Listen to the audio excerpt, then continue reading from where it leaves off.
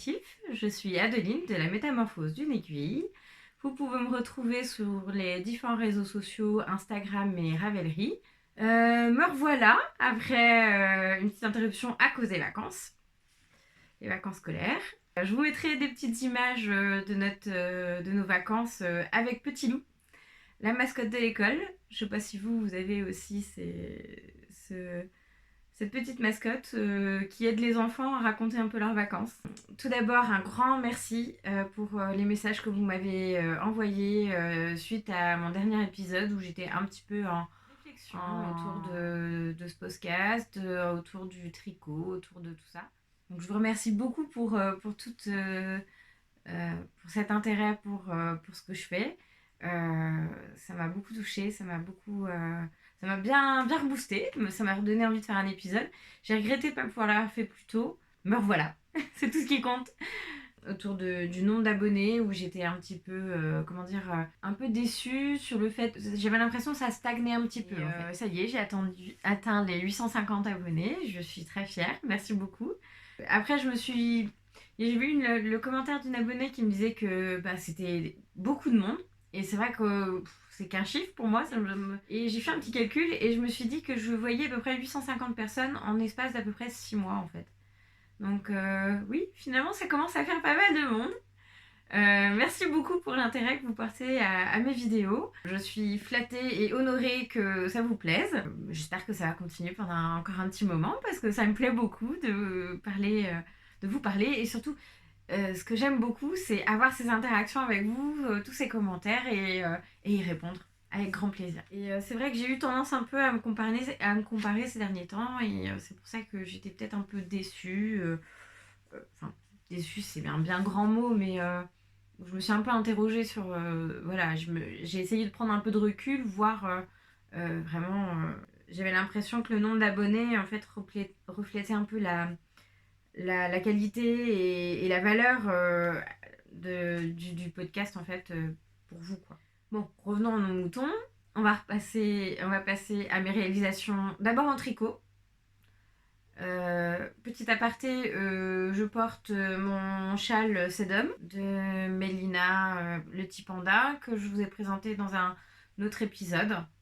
J'essaierai de vous mettre le lien si j'y arrive.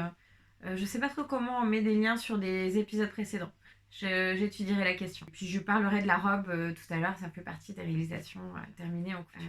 J'aime bien porter effectivement mes dernières réalisations pour vous les présenter. Même si à la fin vous savez bien qu'il y a un petit défilé. La deuxième chaussette Dear Watson dont je vous parlais dans le précédent épisode. La chaussette handmade. Vraiment, voilà. J'ai téléchargé en fait un patron sur Ravelry qui faisait les mesures en fait pour faire le. Et puis j'ai mis du scotch tout autour. C'est pas beau, hein. J'en conviens, c'est vraiment pas beau. Puis en fait, je les bloque pas vraiment mes chaussettes, c'est juste pour les. Enfin, je sais pas si ça a vraiment un intérêt de les bloquer. Enfin, pour moi. Donc voilà à quoi elle ressemble. Avec une laine que j'avais teinte au sureau et un bain d'épuisement de l'avocat. Voilà. Donc oui, ça fait un beige. Et puis ça, c'est des restes de laine à chaussettes gris du gilet de Zeddy. La Hobby. Voilà. Ensuite, j'ai fini mon canut. Canut, hein, avec un T, parce que ça fait référence aux ouvriers lyonnais de la soie. Merci maman pour la petite référence parce que j'avais pas fait les liens. Je vous mettrai une petite image aussi du châle porté parce qu'on m'a dit que effectivement montrer comme ça donnait pas grand chose mais que drapé il était vraiment très joli. Voilà, ça fait double châle. Je risque pas d'avoir froid. Mais oui, il est vraiment. J'ai eu que des compliments sur ce modèle. Il est vraiment très très beau. Donc Bérangère Caillot, Lilofil. Un châle avec de la brioche bicolore. Avec de la Holzgarn Tides, coloris gris anthracite, Escoria. Et donc une laine gris clair, un caillou dans la marmite de Delicious Yarn et de pommes de laine. Je regrette tellement que Carole ferme sa boutique. Je comprends le... Ah bon, je lui souhaite bien du courage et plein de bonnes choses. Bisous Carole. On va passer au grand coquelicot en laine Hobby Baby Merino. Je crois que c'est celle-ci. Baby Merino. 100% Mérinos Superwash avec un bleu vert. J'avais une tricopine qui m'a dit que ça ressemblait un peu à une couleur de l'œuf de caille, l'intérieur de l'œuf de caille. Et oui, j'aime beaucoup cette couleur vert d'eau. Alors là, vous la voyez peut-être un peu claire. Non, c'est pas mal. Et donc, que j'ai voulu assortir à ma robe que vous aviez vue la dernière fois, Liberty. Donc voilà. Voilà, avec des petits rappels au bas des manches et au bas du gilet. Alors, il n'est pas encore bloqué. Il manque un bouton. Il faudra que j'essaie de voir la boutique qui déstockait s'ils en ont encore un. J'espère que ce soit mort. Mais bon, on verra bien. Sinon, j'essaierai de bidouiller. Je prendrai peut-être celui du dessus. Et puis, le premier, je mettrai un autre. Je sais pas. Je sais pas du tout encore. Ils sont peut-être un chouïa gros quand même pour la pâte de boutonnage que j'ai faite. J'aurais peut-être dû faire un peu plus grand.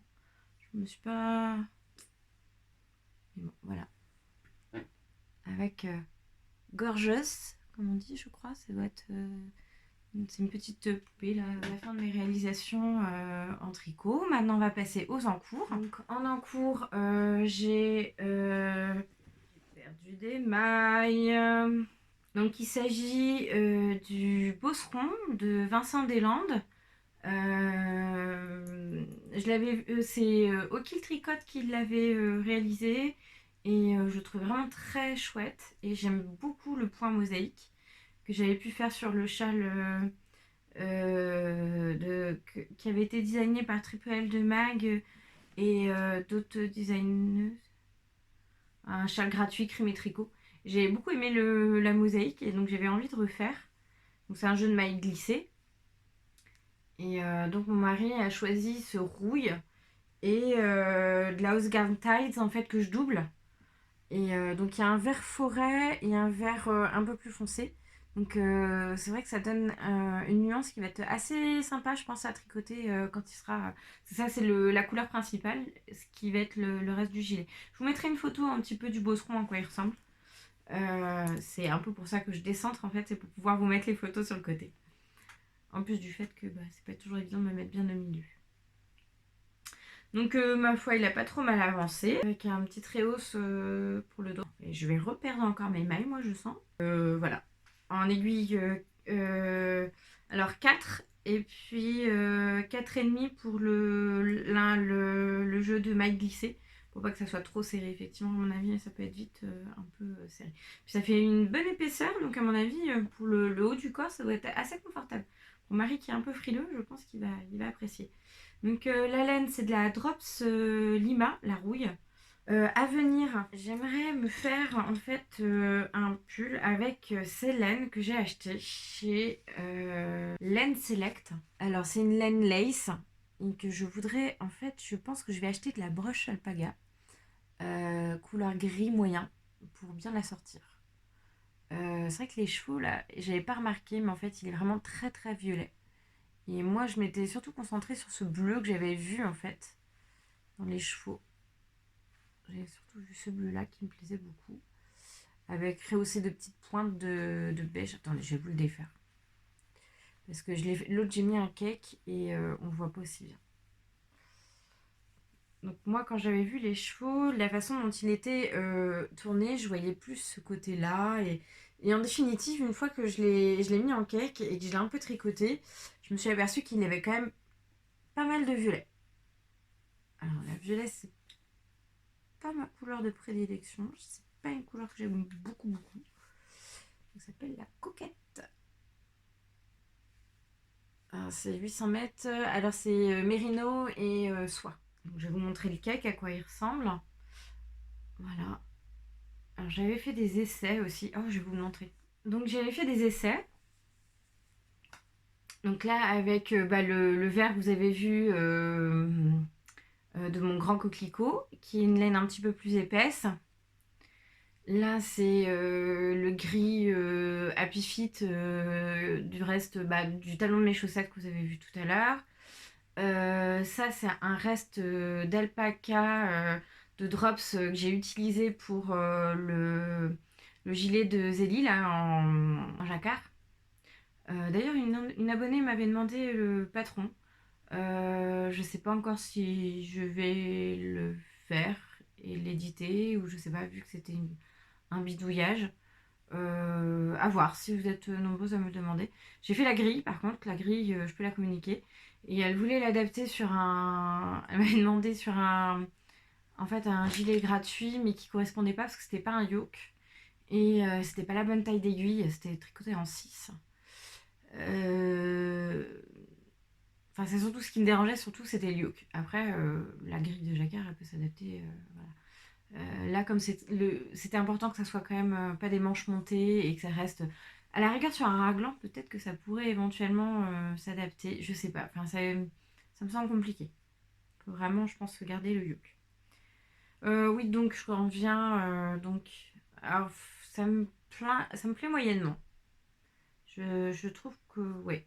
Et je pense que ce qui va être intéressant, parce que là, c'est une laine qui est bien. Enfin, je pense qu'avec il faut un petit peu plus de flux, un peu de poil pour flouter un petit peu pour que ça fasse moins chiné quand même, un peu moins. Même si au final, ça fait très joli d'avoir des taches de couleur par-ci par-là, comme là. Mais je pense qu'effectivement, alors j'avais fait un essai justement. J'ai fait un essai avec un reste de laine que ma main m'avait ramené. Et c'est plus fondu et ça me plaît mieux. Oula, j'ai mes restes de Scooby-Doo là pour mettre mes choses en attente là. Pour mettre mes manches en attente. Vous connaissez mon truc, les Scooby-Doo pour comme ça, j'ai pas besoin de 36 000 câbles. Donc là, ça vous verrez peut-être un peu mieux. Je me suis contentée de faire quelques rangs en fait pour bien. Comme de toute façon, je n'utiliserai pas cette laine parce que j'ai que ça. Et que je sais pas d'où elle sort, je ne sais pas du tout. C'est ma mère qui l'avait acheté chez Emmaüs. Elle s'est fait une couverture de reste comme ça. Mais ce que je trouvais effectivement intéressant, je sais pas si vous voyez, mais on voit bien les petits poils. Et donc je pense peut-être la tricoter avec de la brushed alpaga de Drops, qui est un petit peu plus épaisse que la Kid Silk. Donc avec une lace, ça me pourrait peut-être me faire quand même un échantillon DK. Et auquel cas, avec cet échantillon DK, je pensais peut-être me faire le 13KO de Elong avec Anna, qui me semble être une bonne. Parce que vu comment c'est chiné, il faut pas quelque chose de trop. Avec de la dentelle ou chose comme ça. Je sais. Je pense que c'est pas mal, ça se marierait pas mal. Après, n'hésitez pas à me donner des modèles qui vous sembleraient pas mal indiqués. Parce que je me suis aperçue que la DK, quand même, ça était nettement plus chaud que la fingering. Et c'est vrai que la fingering à la maison, je peux avoir un petit peu froid. Là, dernièrement, mon pull enchanté que j'avais fait, mais je le quitte pas, quoi. Euh, j'ai trouvé que c'était quand même bien confortable. J'avais pas trop chaud, pas trop froid. Enfin, c'était. Je me suis aperçue qu'il me fallait peut-être un petit peu plus de DK. De pull en DK. Parce que c'est vrai que au départ, j'ai beaucoup tricoté en fingering. Parce que j'avais l'habitude de porter plutôt des pulls relativement fins. Passer du petit pull tout fin comme ça à carrément le gros pull, du genre le pull d'atelier Emily, c'est un pull assez épais. Euh, il me fallait peut-être une petite transition. Je pensais avoir trop chaud avec ce genre de pull en fait. Et en fait, on est drôlement bien dedans. Mais je pense que cette moitié j'ai peut-être plus cousu que tricoté. Encore que c'était. Enfin. Encore que j'ai fini mon canut qui était long comme toute une partie là. Je vais vous montrer la partie qui me. Toute cette partie là, là. Vous voyez. Sur une longueur. Donc oui, c'était long. Mais ça valait le coup. Et maintenant, partie couture. Donc, partie couture, je vais vous parler de la robe que je porte. Donc, il s'agit de la robe cocon de l'usine à bulles dont je vous parlais la dernière fois. Avec un tissu tout doudou, tout confortable, molleton, que j'ai acheté chez Benitex. En même temps que plusieurs autres. Dont un tartan, que vous allez voir après. Un serget pour réaliser la jupe du CAP couture d'artisane, un jersey aussi, dont je vous montrerai après. Donc la robe cocon, moi je vous mettrai l'image. C'est une robe vraiment effectivement cocon, c'est ça. Hein. Après le sport, je l'enfile ou pour le dimanche, là on est trop bien. Avec les chutes, j'ai réussi à faire des snoods pour mes filles. Donc là c'est l'envers. Donc il y en a une qui l'a oublié ce matin avant de partir à l'école. Je vais dire, ouais, laquelle? Non, celle-là, la rebelle, hein, qui se... Jamais faire comme ce que dit maman. Avec justement les chutes, bah, vu que j'ai voulu tailler des snoods, et ben, j'avais pas la place de faire une deuxième poche, donc avec une poche au lieu de deux. C'est pas bien grave. J'ai besoin que d'une poche pour pouvoir mettre éventuellement mon téléphone et mon mouchoir. En gros, j'ai pas besoin de beaucoup plus de poches. J'aime pas mettre les... Je trouve que l'attitude d'avoir les mains dans les poches me déplaît beaucoup, donc c'est pour ça que je tiens pas nécessairement à avoir des... Oui, ce que j'ai pas dit aussi, je reviens. Sur l'usine à bulles, j'ai fait aussi pareil, j'ai rattrapé deux tailles. J'ai fait pareil au niveau de la taille, niveau 48. Je vais vous montrer ce que ça donne sur Donc c'est une forme un peu trapèze. Alors je vous montre le haut par exemple. Et donc voilà. Donc moi je suis partie du 44 que j'ai tracé. Et puis pour en bas, retrouver le 48. Donc j'ai retracé ma ligne à l'aide du perroquet pour revenir. Voilà. J'ai pas fait de modification de stature. Par contre, j'ai rallongé la jupe. Je la trouvais un peu courte. C'est vrai que moi, je suis pas très à l'aise avec les robes trop courtes. Vous me direz ce que vous en pensez. Je pense que j'aurais peut-être dû... C'est vrai que moi, le côté trapèze, c'est peut-être pas ce qui me va le mieux. J'aime mieux, je crois, que les formes un peu plus droites. J'ai fait 2 t-shirts. J'avais pris 2 mètres chez Benitex. Et ben, j'ai réussi à caser 2 t-shirts. Alors 2 mètres à la Benitex, c'est-à-dire 2,30 m en fait. Donc j'ai le t-shirt Alicia de chez Machine que j'ai voulu essayer. Et en fait le fait d'être en raglan me permettait d'avoir une hauteur un peu moins haute pour le devant. C'est peut-être grâce à ça que j'ai réussi à, réussir à caser 2 t-shirts. Donc voilà, j'ai celui-là. Et puis j'en ai fait un plantain. Je sais pas où il est. C'est pas grave. Je vous montrerai le t-shirt Alicia pendant le défilé. Je le mettrai avec la jupe. Voilà, j'ai retrouvé. Donc, cocon, l'usine à bulles. Alors, je suis désolée, elle est un petit peu froissée. Puis, les poils de chat. Voilà. La jupe Ambrosia. Oh là là, c'est un vrai chiffon. D'artisane. Avec un zip invisible. Alors, admirez le raccord. Je me suis appliquée. Mais vraiment appliquée. Par contre, le haut du zip, c'est pas beau. Je vais pas bien du tout. Faut cacher celui. Après, j'ai fait les coutures à la main pour rabattre la doublure à l'intérieur. Enfin, je me suis astreinte à être au maximum, vraiment pointilleuse, pour que mes finitions soient dignes du CAP couture. Donc, j'ai essayé, regardez, de bien respecter la marge de couture à 1 cm. Mais on voit qu'il y a des endroits où là, c'est un peu moins régulier. J'étais avec mon réglet. Petit réglet pour être bien sûr que ce soit un 1 cm. Fait en taille 48 pour être sûr que mon bidon passe. Mon bidon passe. Au départ, quand j'ai pris les mesures, quand j'ai regardé, j'avais peur que ce soit un peu juste. Hein. Et en fait, j'ai pas dû bien calculer, je sais pas quand. Enfin, bien mettre mon mètre ruban pour reprendre. J'aurais peut-être dû décaler d'1 centimètre plutôt que de me caler sur le bord en fait de la. Parce que les marges de couture sont incluses. C'est peut-être là où je me suis trompée qui fait que.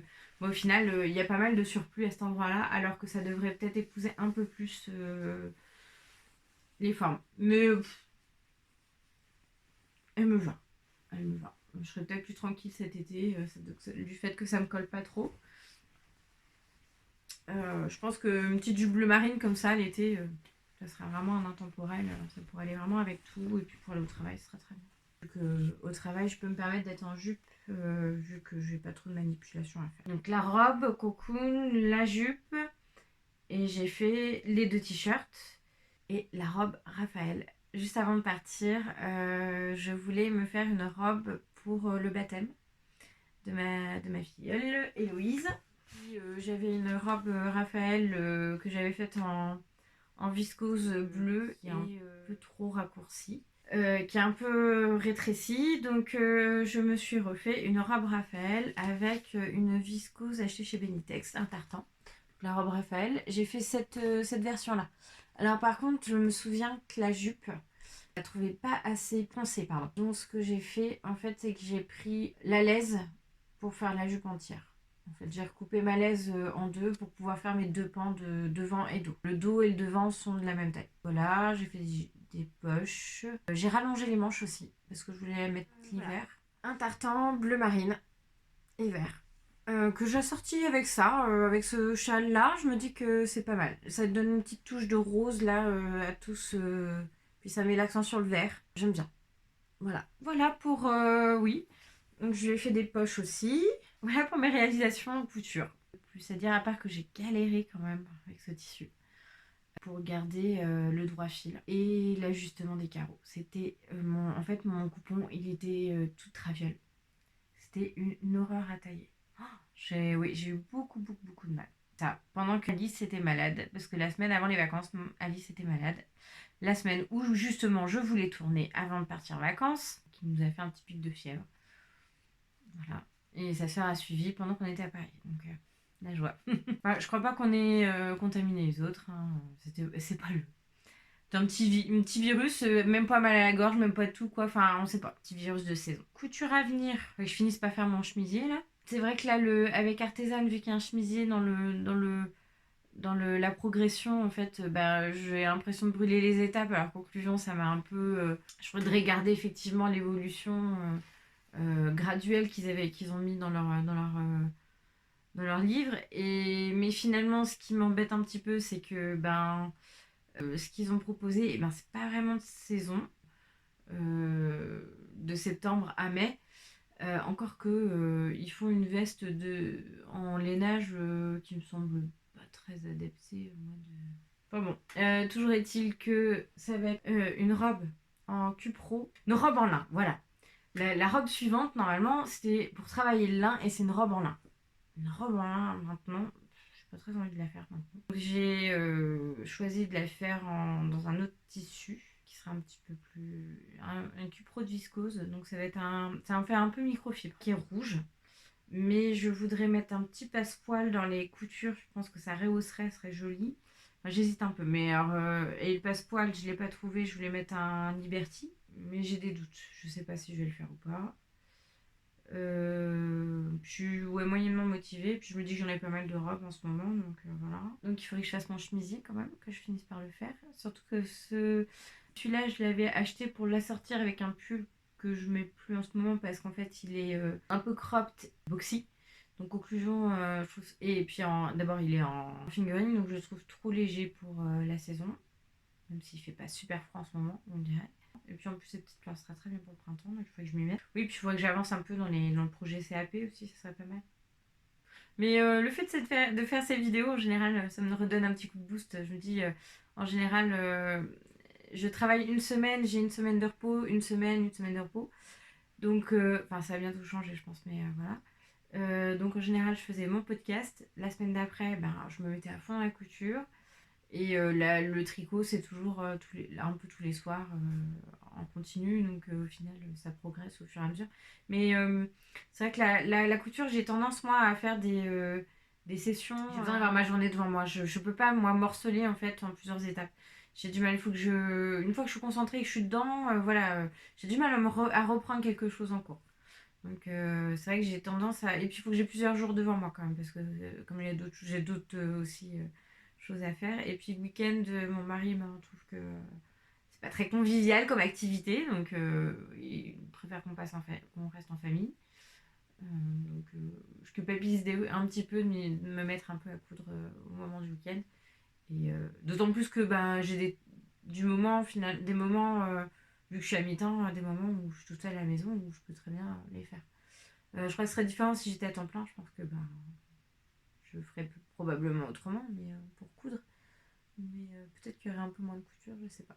J'ai acheté aussi la blouse en voile que j'aimerais bien faire et dont j'ai acheté aussi pas mal de tissus parce que j'ai les côté de chez moi j'ai les tissus myrtille qui liquident parce qu'ils vont passer en mondial tissu. Effectivement, ils ont des prix un peu défiant de toute concurrence. Donc j'ai fait un petit tour avec ma mère, donc j'aurais pas dû m'a poussé un petit peu. Allez, vas-y, vas-y. Puis en plus, elle me les a offerts. Merci, maman. Ah, aussi, je voulais vous parler aussi. Je suis en train de penser maintenant en parlant de patron. En couture, j'ai aussi téléchargé le patron Victoria, une blouse gratuite chez Fibremood. Parce qu'ils font un hashtag hacker votre blouse Victoria. Et bah, moi, le modèle me correspond très bien comme ça. Voilà le modèle. Et j'avais très envie en fait de ce col un petit peu victorien là, qui me plaisait beaucoup. Et cet empiècement là, je le trouve vraiment très joli. Ça pourrait être très joli avec de la dentelle ou avec tout ça en plume ça pourrait être drôlement joli aussi. Enfin, je sais pas comment, dans quelle matière je vais la faire ni rien. J'ai bien ce qu'il faut comme. Je crois que j'ai deux rangées comme ça là de chez Ikea, là, deux cartons où j'ai du tissu. Voilà, j'espère que ça vous aura pas trop perturbé, que j'ai pas mes lunettes non plus, que vous arriverez à me reconnaître. Mais on m'a fait la réflexion qu'effectivement j'avais le reflet dans les lunettes et que c'était assez désagréable. Et puis moi, finalement, c'est surtout pour ma myopie que j'ai des lunettes. Alors, parler devant ma caméra, j'ai pas besoin de mes lunettes. Je vois, c'est clair. Maintenant, je vais vous laisser avec le défilé. Et je vous fais plein de gros bisous. Et n'hésitez pas à m'envoyer des commentaires ou des questions. Moi, j'adore ça, échanger, enfin voilà, ou me donner des idées aussi de patrons. Ce sera avec grand plaisir. Ah, oui.